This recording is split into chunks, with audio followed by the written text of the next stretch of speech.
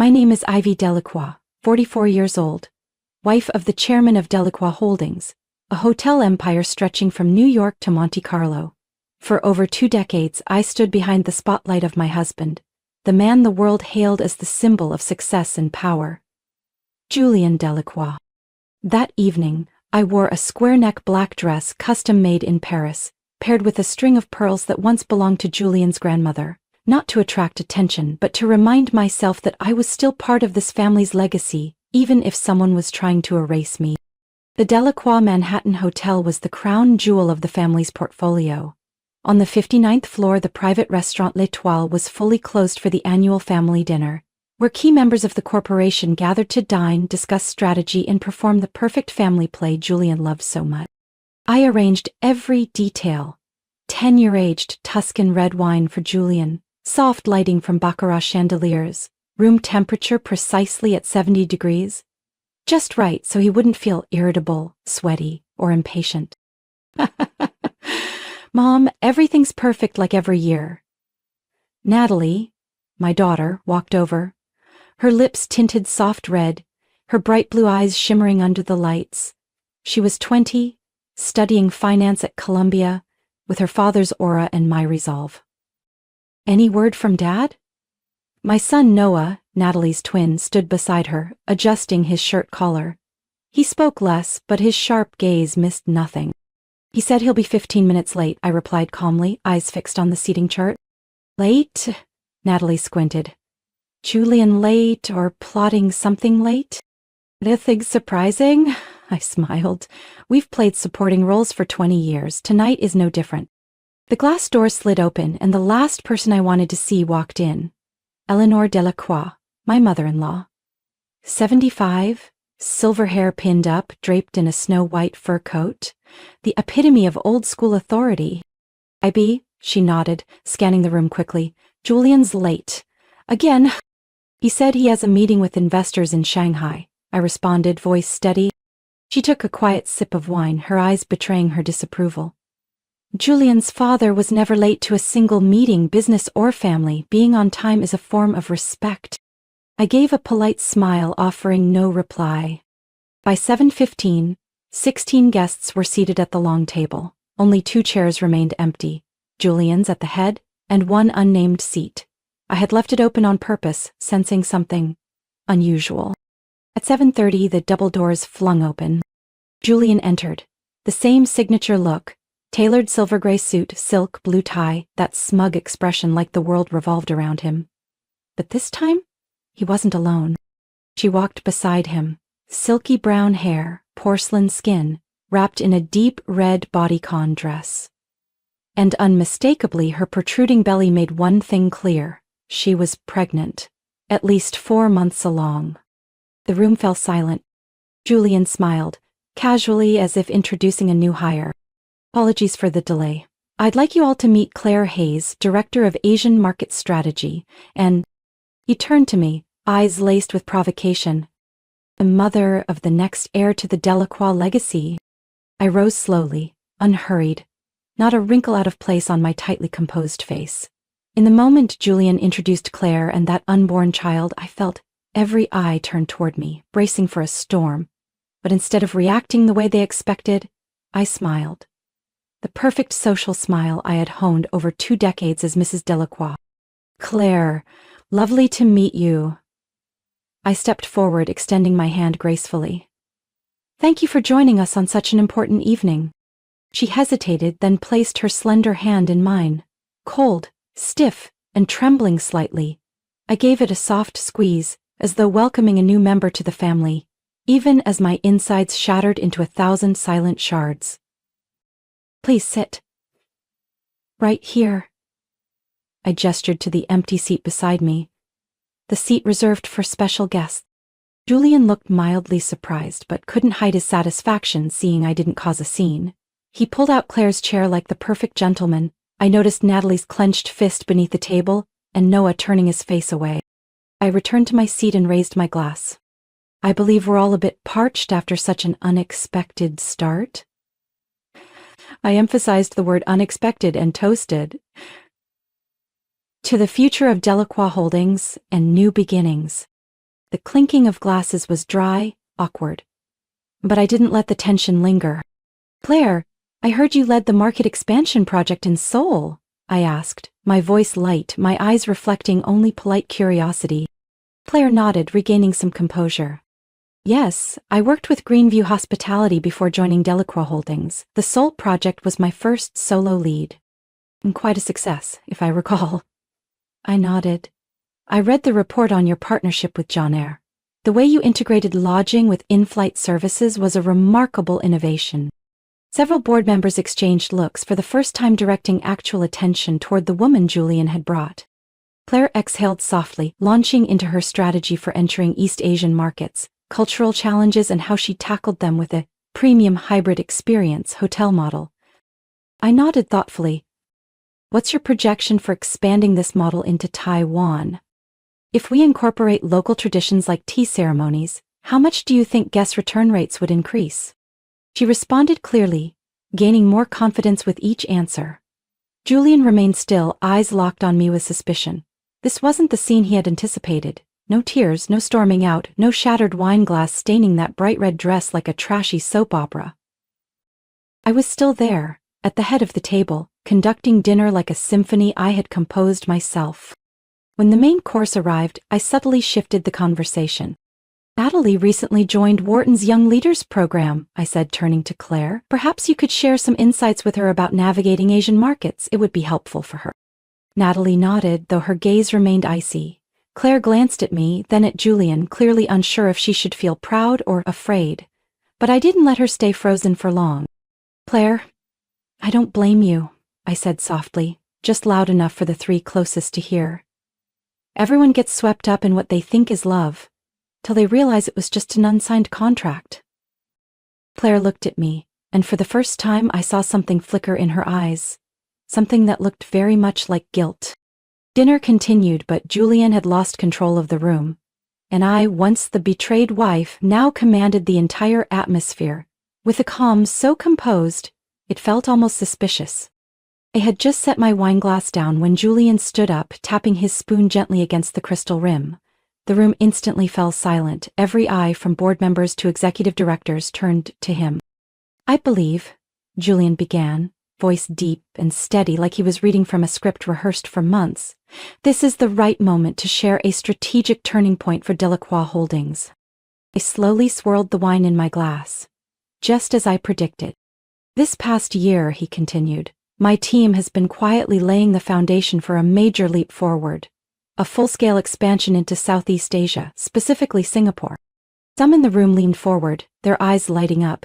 Others glanced at me, searching my face for a clue. I kept my smile steady, my expression calm.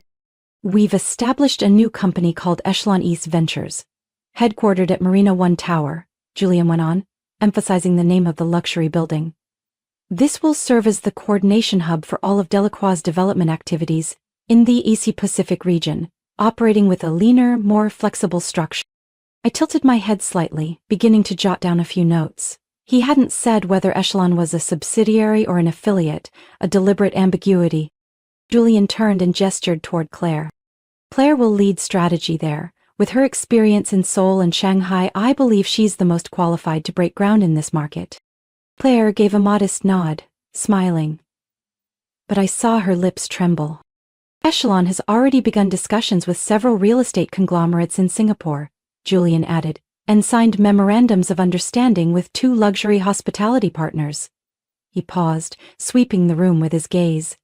"This is a breakthrough step to isolate experimental investments from the core system, protecting the Delacroix brand from market volatility during this transitional phase."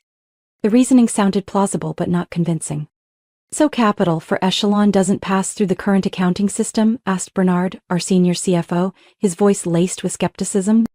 "Exactly," Julian nodded. "The funding is routed through Delacroix Ventures, our private equity branch, under my direct supervision." That was when I looked straight at Julian. He didn't blink, but I saw it clearly.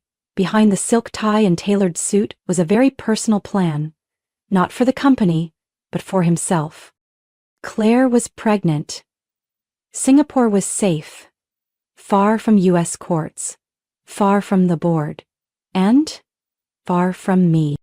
If Echelon succeeded, Julian could legally transfer assets there under his name or even Claire's, the mother of the new heir. And if it failed, he'd lose nothing because the core system wasn't involved. A clean, calculated exit plan. Julian, I said, loud enough to cut through the scattered praise in the room, can you elaborate on Echelon's ownership structure? Who holds the legal title? Does Delacroix Holdings maintain a controlling stake? Julian hesitated for half a second, a tiny pause, but enough for me to know I'd struck a nerve. At this time, the company is finalizing its legal filings, he answered quickly. Ownership adjustments will be made within the next 3 months. We want to ensure our strategic partners are secured before making anything public. A completely empty response. I gave a slight nod.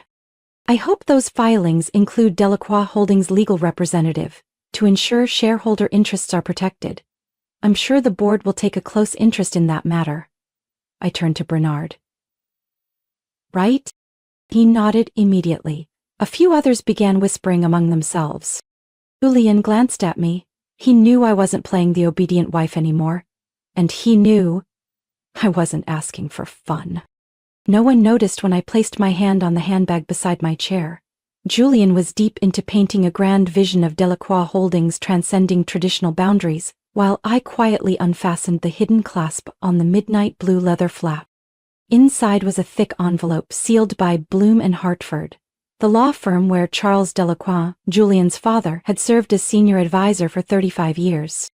Julian thought I was just good at hosting dinners, smiling on cue, and knowing when to be silent. He forgot one thing. I was the only person Charles ever trusted to hold the original copies of critical documents after he stopped placing full faith in his own son. And now, after 8 months of quiet investigation, 3 private meetings with the law office, and 47 sleepless nights poring over financial records buried off the books, I was ready. I stood up.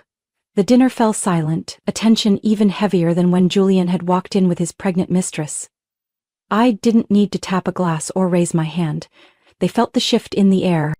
Thank you, Julian, I said, my eyes sweeping the table, for sharing your vision for Singapore. But before we delve deeper into Echelon East Ventures and unnamed partners, I believe there's a detail the board should be made aware of. Julianne blinked. Claire sat up straighter. Natalie and Noah stared at me, unsure what their mother was about to do. I opened the envelope and pulled out an 8-page document, cream-colored paper, navy blue ink. I handed 1 copy to Bernard, 1 to Mrs. Simmons, head of the Internal Oversight Committee, and placed the rest in front of Julian. This is a copy of the governing clause of the Delacroix Legacy Trust, established in 2009, right after Charles Delacroix officially stepped down from the board. Julian let out a forced chuckle. Darby, what are you doing? That trust agreement was just symbolic. Dad left everything to me. No, I interrupted softly but firmly. He left you shares, not voting control.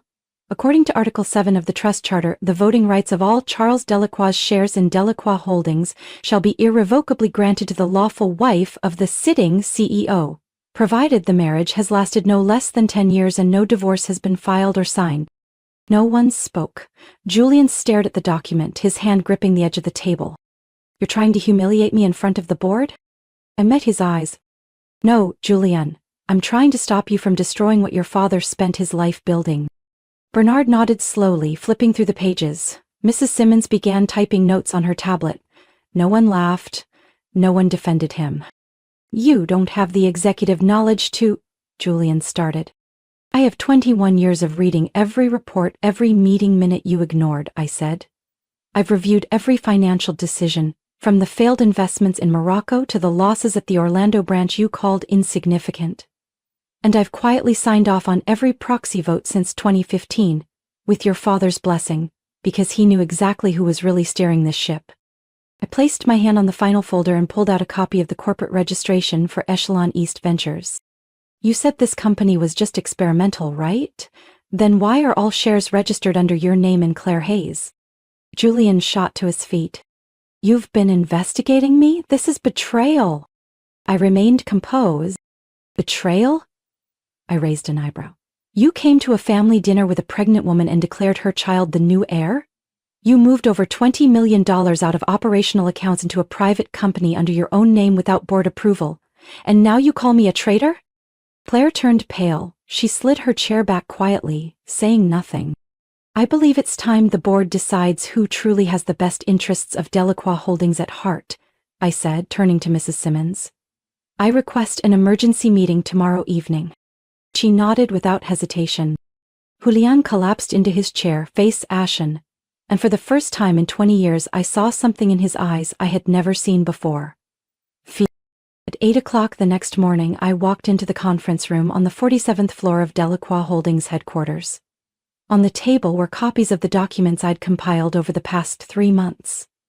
A detailed breakdown of funds siphoned from operational accounts, disguised as an Asia expansion project and traced to a network of accounts under Julian's name in the Cayman Islands, Luxembourg, and Singapore. Each file bore the red seal of the legal department, solid proof that I hadn't acted emotionally but procedurally. The board was fully assembled. Bernard, the CFO, looked like he hadn't slept. Mrs. Simmons sat upright, hands on her tablet. Natalie and Noah sat at the end of the table, silent but focused on me. Julian entered last. He wore a charcoal suit but his tie was crooked, perhaps the first time in years he'd tied it himself. Claire wasn't with him, smart. Thank you all for being on time, I began, voice steady as if this were just a routine strategy meeting. I'd like to start with a simple question. Has anyone here ever heard of a company called Trident Development Holdings? A few heads shook, a few puzzled looks. Beep, the Asian barred. That is the name of a shell company Julian Delacroix established in Singapore this past March, I continued, opening the first file. With all shares registered solely in his name and with no legal connection to Delacroix Holdings. Julian bolted upright. Ivy, you're twisting the truth. I ignored the interruption and looked directly at Mrs. Simmons. Over the past 3 months, a total of $38.6 million was withdrawn from market research funds, internal operations, and venture capital reserves. These funds were then routed through 3 intermediary shell companies in Hong Kong, and ultimately transferred to a personal account under Julian's name at Sea Sky Bank in Singapore. I hired 3 independent auditing firms to verify the money trail, and all reports are now in your hands. I nodded to my assistant, who had just entered carrying a leather briefcase, as she carefully handed out notarized originals to each board member. Julian jumped to his feet. This is slander. You're making all this up out of jealousy. Jealousy? I turned to him, my voice like ice. If you can prove that over $38 million went toward company interests, I'll issue a public apology. But let me jog your memory. Part of that money was used to purchase a penthouse at Marina Bay Sands, under Claire Hayes' name. The rest is sitting untouched in a personal credit fund, completely separate from company assets. No one spoke, no one defended him. Julian scanned the room, hoping for a sympathetic glance, but all eyes avoided his. I plan to present the strategy next quarter, he stammered. It's a restructuring for tax efficiency.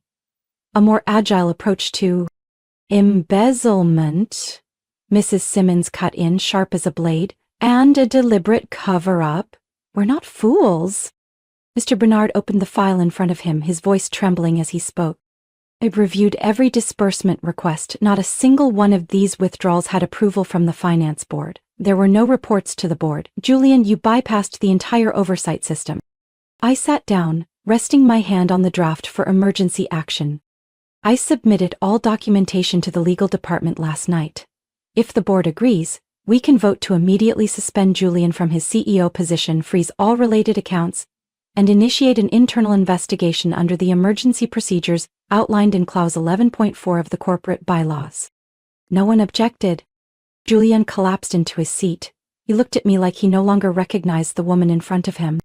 I returned his gaze with the composure I had honed over 21 years standing behind him. The man I once believed I could trust. Julian remained silent, his hands gripping the chair so tightly his knuckles turned white. In front of him, the boardroom now resembled a courtroom.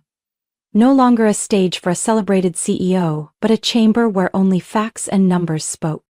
The company's lead counsel, Mrs. Elaine Monroe, stood up. Her tone was calm but firm.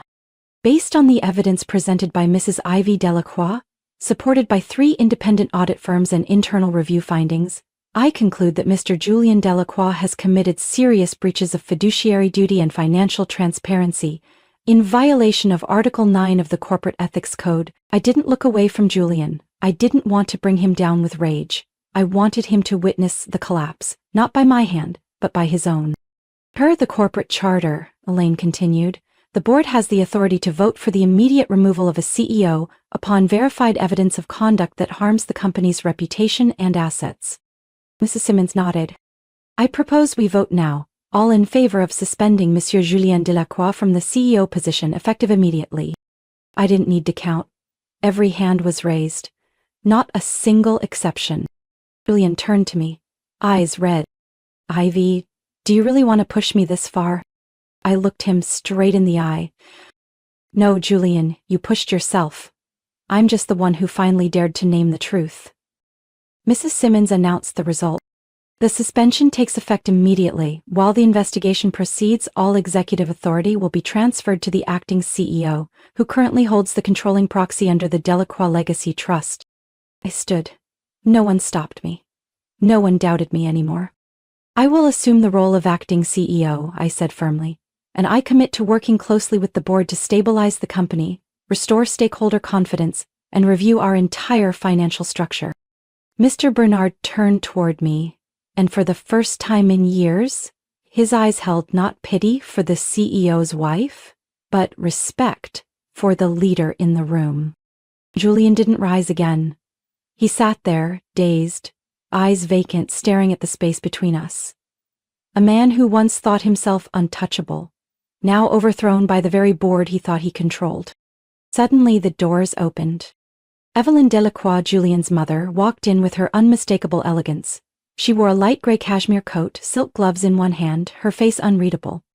I heard from Natalie, she said, her voice hoarse, shaped by decades of running a global philanthropic foundation. Apologies for arriving late. I nodded. Please have a seat, I'd like you to hear what's happened. She sat beside me, her gaze landing on Julian. Julien, she spoke slowly, do you remember what your father left this family? Julien shook his head, saying nothing. Not just wealth, Evelyn continued, but honor, reputation. A name that commanded respect across the hotel industry, and now you've nearly erased it, for greed and vanity. Mother, Julian tried to object. But, Evelyn cut him off. No excuses. No one here believes you anymore, and frankly, neither do I. Julian lowered his head, his shoulders trembled. Evelyn turned to me, her gray eyes full of depth. Ivy, you have a steadiness I'm not sure even I've ever possessed. You didn't just save this company. You saved what's left of this family. I gripped the edge of my chair. I only did what Julian should have done from the beginning, put the company and the people who deserve better first. The meeting continued with urgent discussions on crisis communications, emergency audits, and transitional leadership protocols. I directed each step as though I'd been sitting in the CEO's chair for a decade. Because in truth, I had been leading from the shadows for that long. When the meeting ended, Mrs. Simmons leaned in and whispered to me, "You're not the CEO's wife anymore, you're the CEO, and honestly, Delacroix has never been better managed." I didn't expect to see Vanessa so soon, but 3 weeks after that fateful board meeting, she walked into my office. Not with the defiant look from the hotel dinner, but with a strangely calm expression. "Ivy, thank you for agreeing to see me." I nodded.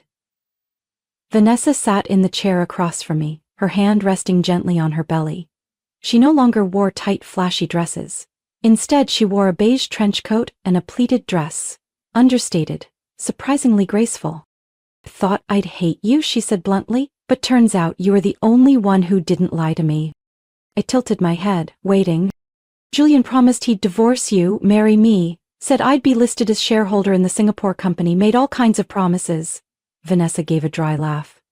"But when I asked for the transfer documents, he said after the baby's born. When I asked about the parent company overseas, he got angry. That's when I knew." I stayed quiet.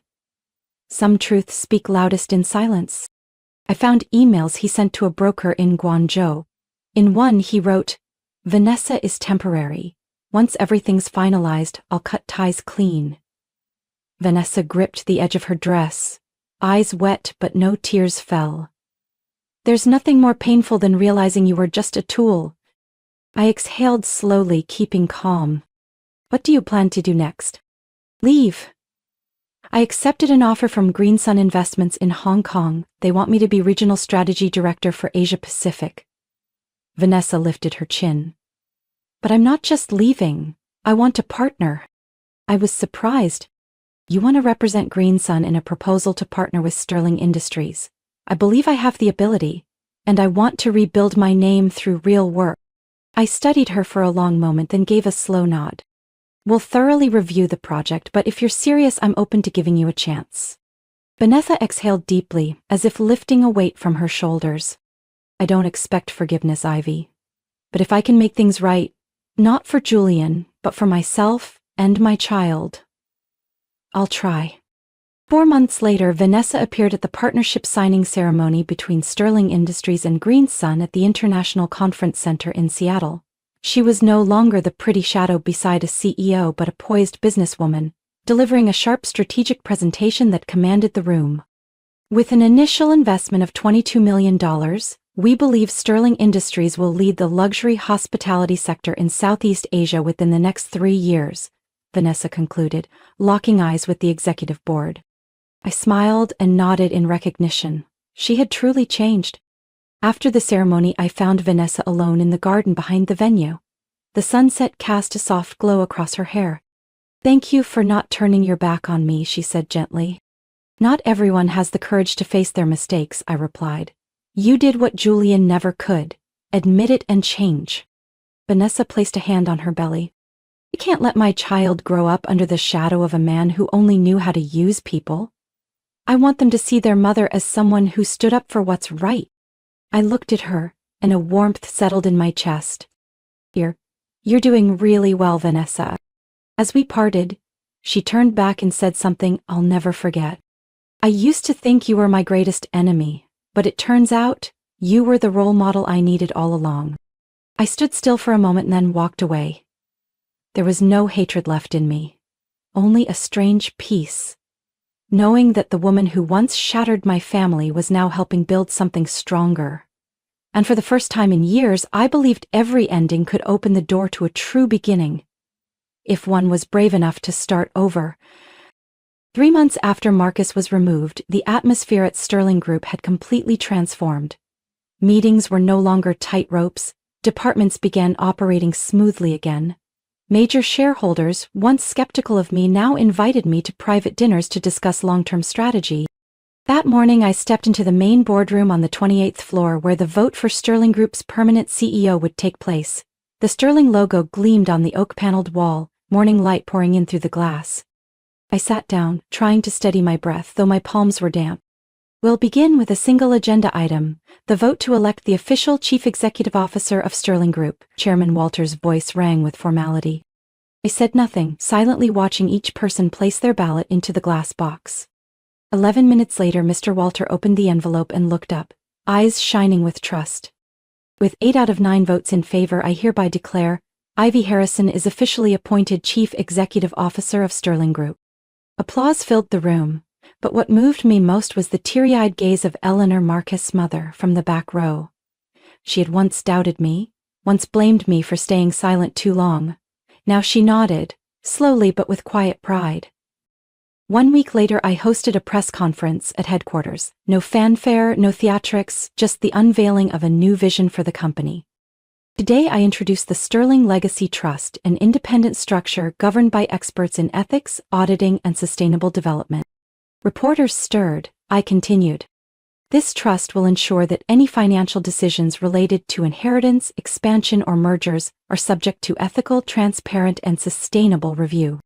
Are you planning to change the Sterling family's governance traditions? One journalist asked bluntly. I looked directly into the camera. I'm setting a new standard, not just because of this company's past, but for the future of everyone who believes in it. Later that month, I began selecting members for the Succession Council, an independent body within the Sterling Legacy Trust made up of startup founders, educators, legal experts, and a community representative. Among the internal nominations, one name surprised me, Vanessa. I hesitated but ultimately scheduled a brief meeting. I'm not sure I'll be chosen, she said, placing a file on the table. But if you're building a new foundation for Sterling, I want to help lay a brick. I nodded. You want to crack that foundation. But if you truly want to help repair it, I'm ready to listen.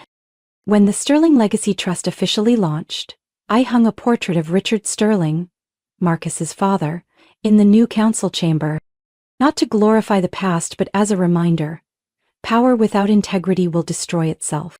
After the ceremony ended, Eleanor approached me.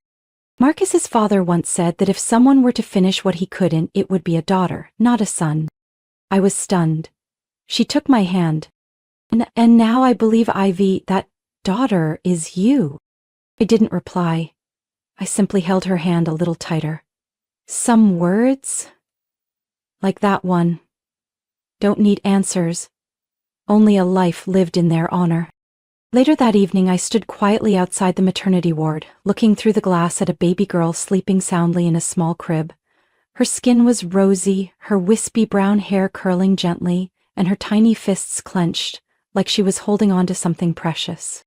A nurse stepped up beside me with a soft smile. You're family to Vanessa, aren't you?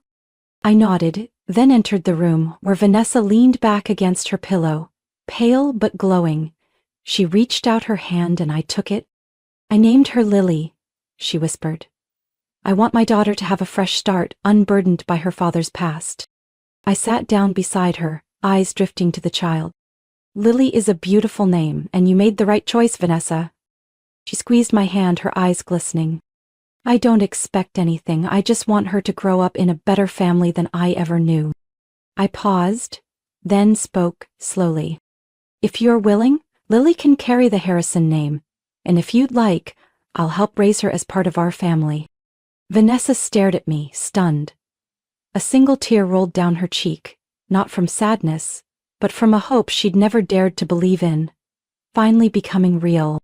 At the Harrison estate, a small welcome party was held for Lily. No grandeur, no show, just close family, a few old friends, and my 2 children, Sophie and Samuel, bickering over who would hang the paper name tag on the new crib. Sophie, now 26, and VP of HR at Sterling Group, leaned in and whispered, Do you think Lily will want to study economics someday? If she does, I'll save her an internship spot in my department. I laughed. Landing long-term already? Samuel, 22, ran over from the buffet table holding a cupcake. I don't care what Lily does as long as she plays video games with me. The whole room chuckled. Vanessa sat beside me, eyes red but expression soft. Though many challenges lay ahead, I knew she had begun a new journey, with us, no longer an outsider. That night after the party, I stood alone in my study, gazing at an old photograph of Richard, Marcus's father. He stood beside Eleanor, holding a sleek black wooden box I had seen a few times but never touched. The door opened. Eleanor entered, carrying that very box. Richard left this family ring to the one he believed would uphold the true values of our legacy. She placed the box on the table and gently pushed it toward me. I looked at her, stunned. I can't, I'm not a Sterling by blood. But you carry the spirit this family needs, she replied firmly. No one is more deserving than you. I opened the box. Inside, the gold ring with an emerald sat silently, glowing with a deep green hue. I slipped it onto my finger. It fit perfectly, as if it had always been meant for me. Eleanor smiled. Her gaze no longer held the doubt of the past, but full recognition. From now on, you're not just leading this company, you are the heart of this family. Before going to bed, I paused by Lily's room. The warm yellow light fell gently on her tiny face. I stroked her hair and whispered, You'll grow up with truth, not lies, with love, not calculation. Her eyes fluttered open and she wrapped her little hand around my finger. And I knew, no matter how painful the fight to protect this family had been, it was worth everything.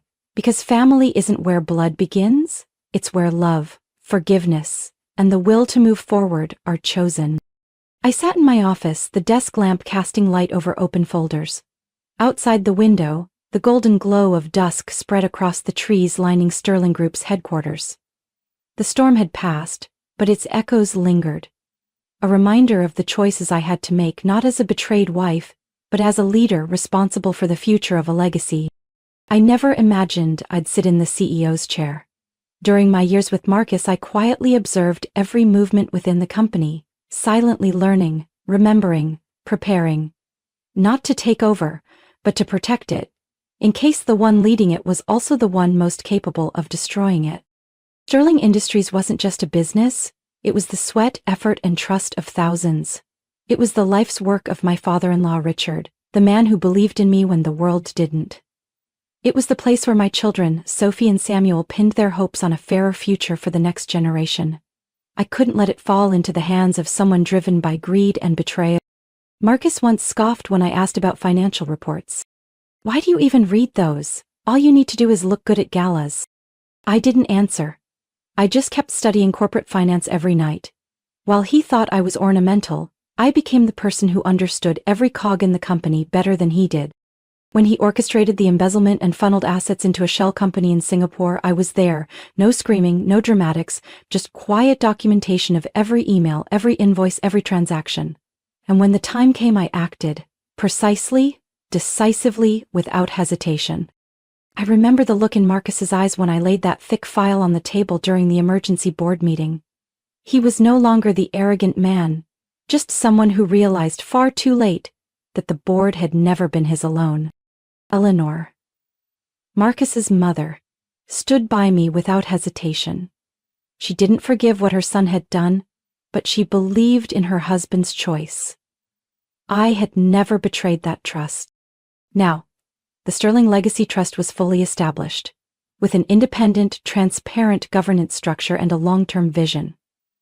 I didn't just want the company to survive, I wanted it to become a symbol of integrity in business, where human values were at the center. Sophie had proposed launching a scholarship fund for underprivileged students passionate about green tech. Samuel was working tirelessly with the tech team to build a transparent supply chain data platform.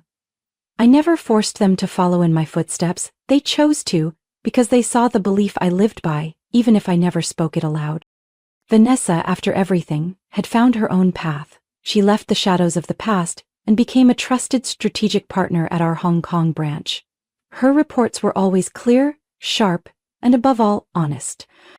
I didn't forgive Marcus as a wife, but I learned to separate justice from emotion.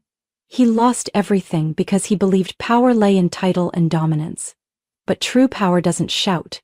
It lies in quiet preparation and making the right move at the right time. I stood and walked over to the bookshelf, where the family ring now sat in a glass case. I didn't wear it every day. I didn't need an object to prove my place. But whenever I looked at it, I remembered who I was and why I had come this far. The Sterling Empire wasn't saved by luck. It was preserved by the woman once most underestimated in that household. And I will keep going, not for fame, but for those who believe in a better future for everyone. No noise, just timing. Ivy's story is proof that calm intelligence and careful preparation can outmaneuver even the most calculated betrayal. Instead of reacting with emotion, she acted with strategy and reason, protecting her family's honor, securing corporate assets, and building a sustainable legacy for the next generation. In real life, true strength doesn't always come from the loudest voice in the room, but from the one brave enough to speak and act at exactly the right moment. What do you think of how Ivy handled betrayal and rebuilt everything with such resilience? Leave your thoughts below, and don't forget to follow the channel for more heartfelt and powerful family stories.